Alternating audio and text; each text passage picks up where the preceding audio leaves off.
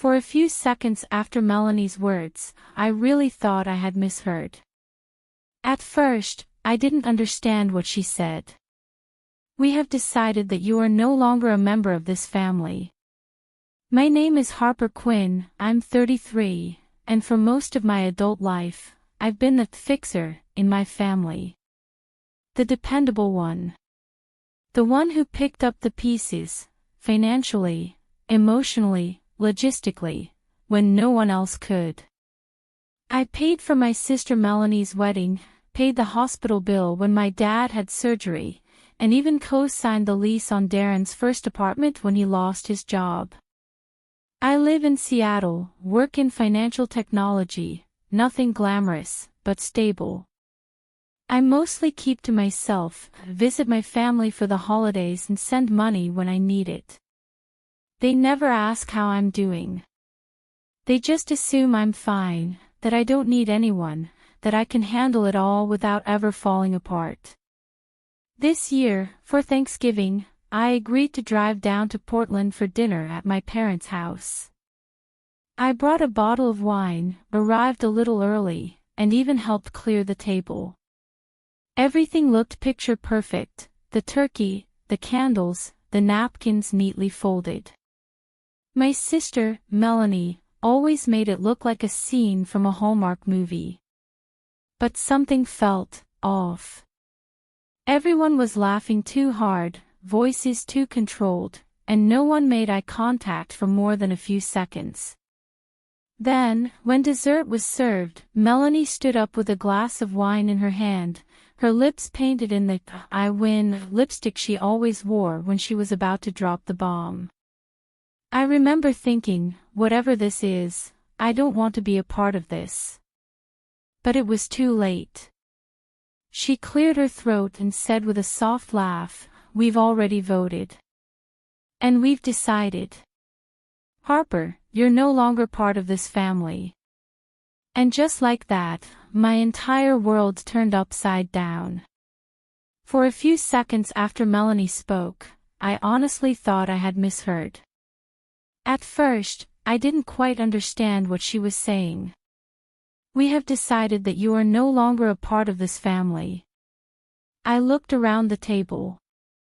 No one laughed. No one rolled their eyes or called her ridiculous. My parents were silent. My younger brother, Darren, stared at his plate, stirring his mashed potatoes around like a kid caught in a lie. Even Aunt Claire, who had always stood up for me when we were kids, took a sip of her wine and looked away. This wasn't a joke. It was a planned ambush.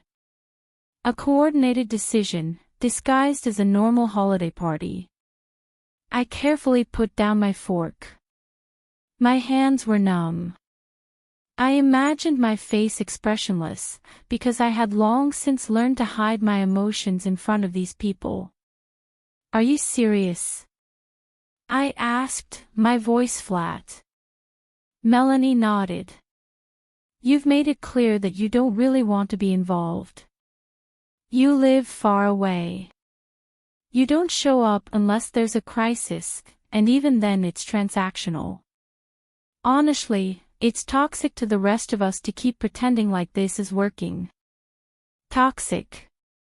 The word rang in my ears. I had spent 10 years saving them from trouble, sacrificing time, money, and peace of mind to keep my family together. I had missed promotions to take time off work for emergencies.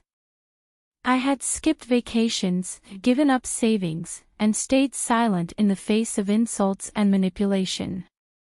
And now I was toxic. I stood up slowly, my chair scraping against the wooden floor. "Okay," I said, looking at each of them, "if this is your version of love, then I guess I've been loving wrong all these years." No one answered. No one tried to stop me as I picked up my coat and headed for the door. But just before I left, I turned and said something that had been buried in my heart for years. "I only love what you give me, not who you are. I hope one day you'll realize the difference." Then I left. I drove 3 hours back to Seattle that night in complete silence. No music, no podcasts, just the sound of tires on wet pavement and my breathing in the dark. When I got home, I opened my laptop and began writing a letter. Not to them, but to myself. It began, "You owe no one your silence to preserve the peace that is poisoning you." I didn't know what would happen next, but I knew that this moment, was the beginning of something I'd waited so long for. Not revenge. Not guilt. Just freedom.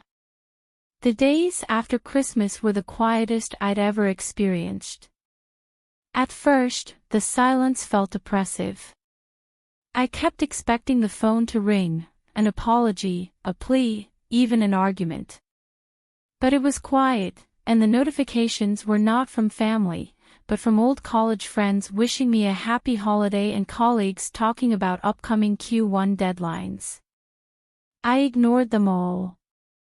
I didn't leave my apartment for 3 days, except to walk my dog, Luna. The streets were still decked out in holiday lights, twinkling like false promises. Inside, I wrapped myself in the hoodie I'd worn the night I left and watched the steam rise from my coffee as if it held answers I couldn't reach. Then came the guilt. Sharp and familiar. The voice in my head whispered, "Maybe they're right. Maybe you're the problem." I tried to drown it out with music, then podcasts, then hiking in the rain. Nothing worked, until one morning, I sat down with a notebook and wrote down every time I showed up for them. Every favor. Every emergency. Every moment I swallowed my truth to keep peace. By the end, I wasn't crying. I was shaking. Not from sadness, but from the weight of finally seeing it all. How much I'd given. And how little I'd received. And how deeply conditioned I'd been to consider it normal. That same day, I started therapy. I'd put it off for years. Told myself I didn't have time, or worse, didn't deserve that space. But now I saw that healing wasn't optional, it was survival. Each session peeled back another layer. I talked about emotional manipulation disguised as familial bonding. About transactional love. How I became a fixer to win their approval. My therapist, a woman named Diane with soft eyes and a voice like still water, never judged. She just listened. And that alone was more than I had gotten from my family in years. I also began to rebuild my apartment, not just physically, but emotionally. I cleared out the objects that held bad memories. I threw out an old photo album whose every smile was fake. I replaced it with new things, plants that thrived with care, books I never took the time to read, and art that made me feel something. I lit candles at night, not for aesthetics, but because the gentle flicker reminded me that I could still create warmth in my own space. And one night, after journaling, I wrote myself a new promise: you are not responsible for their healing. Only you are. I taped it above my desk. It became my mantra. For the first time in years, I didn't feel like a ghost in my own life. I felt real. Present. And slowly, quietly, I began to believe that maybe, just maybe, I was allowed to choose peace. Not the kind of peace you feel guilty about keeping, but the kind of peace you build yourself, brick by brick. It started with a birthday card. There was no return address. Just my name written in my mother's loopy handwriting, the kind I used to admire on the notes in my high school lunchboxes. On the inside was a generic "thinking of you" card with a neatly folded check inside, $500. No message. No apology. No explanation. Just money. Just silence. A week later, there was a voicemail from my sister, Tessa. Her voice was too sweet, as thin as frosting on a burnt cake. "Hey, just checking in. We miss you. Mom's sick, and Dad's not feeling too well. Maybe it's time to come home and have a real talk. Nothing dramatic, I promise." I didn't call back. 2 days later, a mutual friend from high school DM'd me on Instagram. "Your family is worried about you," she said. "They think you're not well. You've been pulling away." That was the moment I knew they weren't coming back to make peace. They were coming back to rewrite the story. Suddenly, I was no longer the one being manipulated, used, and abandoned. I became unstable. I became dramatic. I became dangerous to their narrative. The problem was, people like them didn't like losing access.